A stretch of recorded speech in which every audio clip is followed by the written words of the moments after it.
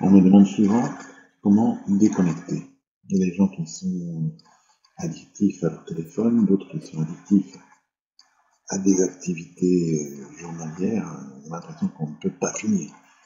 Ils ont commencé, ils regardent leur téléphone, les messages, les messages. Des fois, ils répètent les activités 3, 4, 5, 6, 10 fois dans la journée, de revoir les actualités. Et après, ils ont l'impression qu'ils ont passé leur journée avec leur téléphone. Certains d'ailleurs sont plus addictifs au téléphone qu'à la sexualité, plus addictifs au téléphone qu'à la nourriture, plus addictifs au téléphone qu'à plein d'autres choses, plein de drogues qu'on peut obtenir. Ça, c'est l'addiction au téléphone. Mais il n'y a pas que l'addiction au téléphone, il y en a qui sont addictifs à leur travail, il y en a qui sont addictifs à toutes sortes d'activités. Or, à un moment donné, il faut déconnecter, se retrouver complètement libre, bien réfléchir autrement avec un esprit libre, avoir un peu d'air dans l'esprit.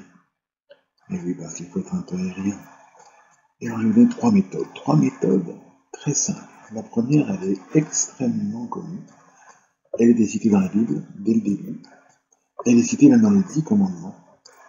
C'est-à-dire que dans les 10 commandements, Dieu dit faites le Shabbat. Mais alors qu'est-ce qu'il appelle le Shabbat? Alors c'est pas le sabbat des sorcières, non, le Shabbat, c'est-à-dire l'arrêt total. Et beaucoup de juifs religieux font le Shabbat, et à quoi consiste le Shabbat? Moi-même je fais le Shabbat. Ça veut dire que vous arrêtez tout. Plus de téléphone, plus de télévision, plus de voiture, plus la moindre activité électrique, plus la moindre activité qui allume un feu. Et beaucoup d'autres activités sont bannies. En fait, qu'est-ce qu'on fait le Shabbat? On doit bien manger, faire un bon repas sympathique, un repas de fête, inviter des amis, inviter des tas de gens et être tous ensemble et faire ce repas de fête, faire parler à l'hypermind, être soi-même complètement dans une activité de spiritualité, d'esprit. Et c'est ça qui est le Shabbat. On va lire, on va parler ensemble, on va faire beaucoup de choses, on va lire ensemble. Et ce Shabbat est extraordinaire, ça dure 24 heures. C'est un repos que ceux qui n'ont pas goûté à ce repos ne peuvent pas connaître. Parce que c'est vraiment un arrêt total de plein de sortes d'activités. Alors je vous conseille d'essayer un jour, vous verrez. Si ça a été écrit dans les 10 commandements de la Bible, c'est sûrement que c'est une utilité pour tout le monde, parce que ces commandements sont destinés à tout le monde. Deuxième chose que vous pouvez faire pour vous déconnecter. Une chose très simple. Vous allez dans la forêt, ça s'appelle la sylvathérapie. Vous avez remarqué que les essences qui se trouvent dans la forêt, dans l'air, les spores, toutes ces choses qui se trouvent flottées dans une forêt, sous les arbres, où il y a des gaz qui flottent, où il y a des micromolécules, des nanomolécules qui viennent des arbres. Il y a ces arbres qui communiquent entre eux à travers leurs racines, à travers leurs feuilles. Vous savez que lorsqu'un arbre veut communiquer avec un autre, il envoie une espèce de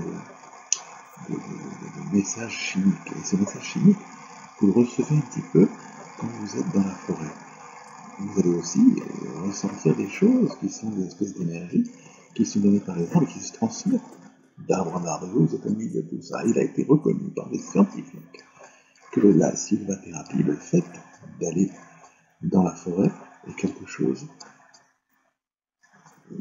d'extrêmement bénéfique, à la fois pour le corps et pour l'esprit. Troisième façon de connecter, vous êtes dans la forêt, vous asseyez et vous parlez l'hypermind. Vous parlez à ce qui est cette entité, on appelle ça entité, cette chose qui est à la fois en nous, à l'extérieur de nous, avec laquelle on peut parler, on peut raconter des choses et puis surtout, on peut demander des choses, communiquer.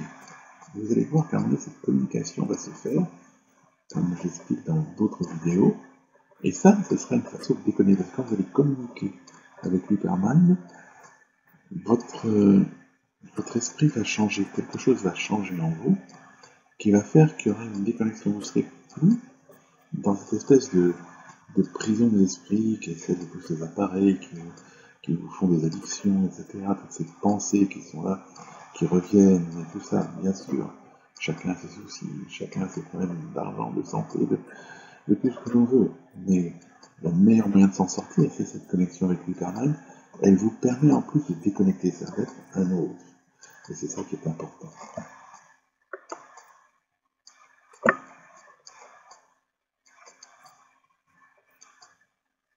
Être un autre, c'est un moyen de changer ce qui va venir à nous.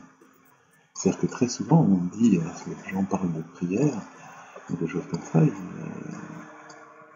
ils me disent, alors pourquoi la prière va changer les choses? Les choses sont traitées comme ça. Que la prière va servir à ce que vous deveniez un autre. Mais j'expliquerai dans une autre vidéo.